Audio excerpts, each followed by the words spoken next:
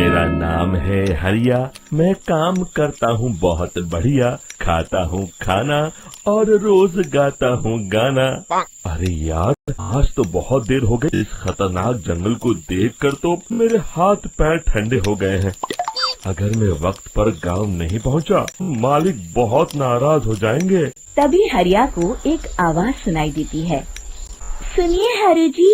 अरे, ये आवाज किसने दी? तभी हरिया को सामने कुछ दूर एक औरत खड़ी दिखाई देती है। अरे भाई, ये औरत अकेली इतनी रात को इस जंगल में क्या कर रही है? चलकर पूछना पड़ेगा। फिर हरिया अपनी बैलगाड़ी उस औरत के सामने लाकर रोक देता है और उससे पूछता है। अरे सुनिए, आप इतनी रात को खतरनाक जंगल में अकेली क्या कर रही हैं? तभी वो औरत मीठी आवाज में कहती है, अरे हरु जी, आप आ गए। कब से आपका इंतजार कर रही थी। वैसे तो यहाँ से काफी लोग गुजर चुके हैं, लेकिन मैं खास आपका इंतजार कर रही थी। अच्छा, तुम सच कह रही हो? मुझे तो यकीन नहीं हो रहा है। वो क्या है ना, आज तक किसी ने मुझसे इतने प्यार से बात नहीं की। हाँ हाँ हरु जी, मैं सच कह रही हूँ। अब देर मत करिए और जल्दी से मुझे मेरे घर तक छोड़ दीजिए। हाँ हाँ, कौन सी बड़ी बात है, अभी छोड़ देता हूँ। आप मेरे पीछे बैलगाड़ी में बैठ जाइए और मुझे रास्ता बताते चलिए। फिर वो औरत हरिया की बैलगाड़ी में बैठ जाती है और हरिया बैलगाड़ी हाँकता हुआ आगे चल पड़ता है। फिर उस औरत के बताए हुए रास्ते पर चलते चलते हरिया बैलगाड़ी लेकर एक काली गुफा के आगे आकर रुक जाता है। हरिया उस औरत से पूछता है, हाँ देवी जी, आपका घर कहाँ है? यहाँ तो एक गुफा के अलावा कुछ नहीं है। तभी अचानक वो औरत हवा में उड़ने लगती है। देखते ही देखते उसका सुंदर रूप एक डरावनी चुड़ैल में बदल जाता है और वो जोर जोर से हंसती है। अरे तू तो एक नंबर का बेवकूफ निकला।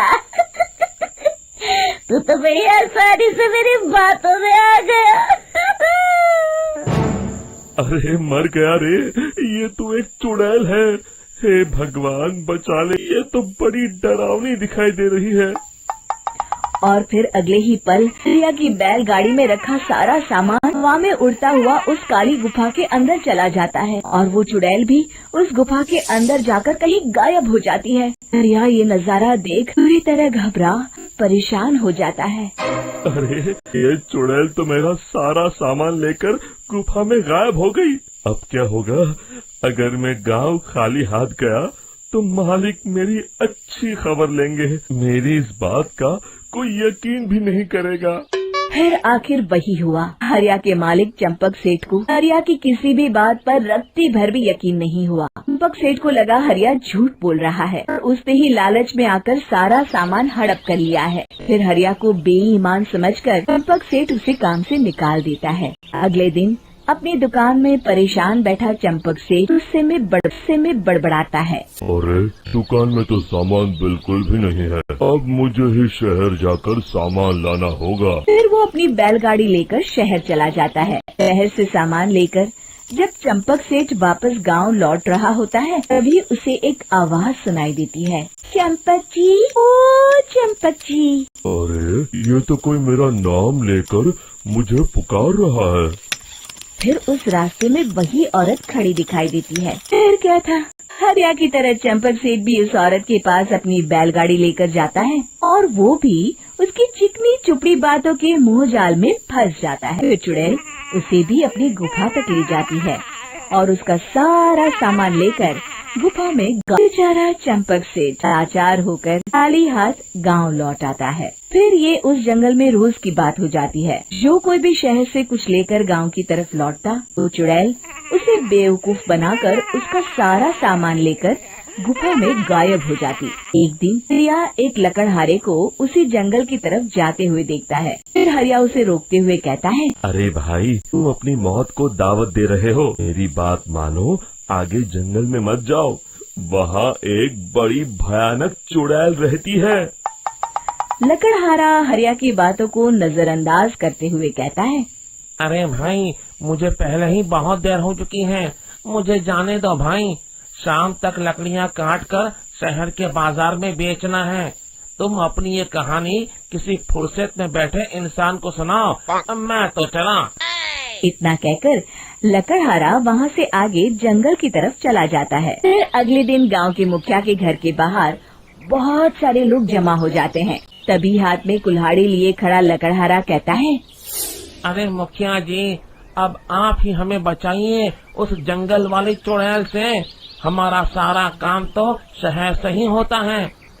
अरे मुखिया जी, उस चुड़ैल की वजह से तो मैं पूरी तरह बर्बाद हो गया हूँ। हम सबको मिलकर उस चुड़ैल का कोई इलाज करना पड़ेगा।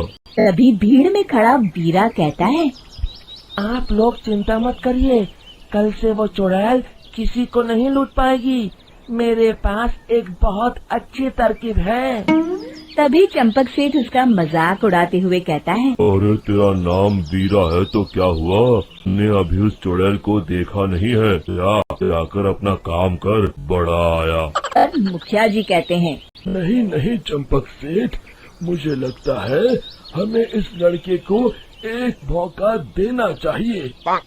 फिर सभी गांव वाले मुखिया जी की बातों से सहमत हो जाते हैं और वीरा शाम को एक बैलगाड़ी में कुछ सामान लाद कर उस जंगल की ओर चल देता है। वीरा, ओ वीरा, कहाँ जा रहा है? तभी वीरा मुड़ के देखता है, वही चुड़ैल एक औरत के रूप में खड़ी है। अरे बहन जी, मैं आपको ही ढूंढ रहा था। देखिए, मैं आपके लिए क्या लाया हूँ। अरे वाह, तो खुद मेरे लिए इतना सामान लाया है। तू ही अकेला गांव में समझदार है। जरा देखो, मैं भी खोल के, बड़े भूख लगी है। जैसे ही चुड़ैल उस सामान पर से कपड़ा हटाती है, एक भगवान शिव की तेज रोशनी उसके अंदर मूर्ति से निकलती है और चुड़ैल अपने असली रूप में आकर जलने लगती है। अरे मैं जल रही हूँ, बचाओ, बचाओ, ओम नमः शिवाय, मर गई मैं। देखते ही देखते वो चुड़ैल राख के साथ उड़ जाती है और सभी गांव वाले भी वहाँ जाते हैं। शिक्षा बुराई पे सदा अच्छाई की ही जीत होती है।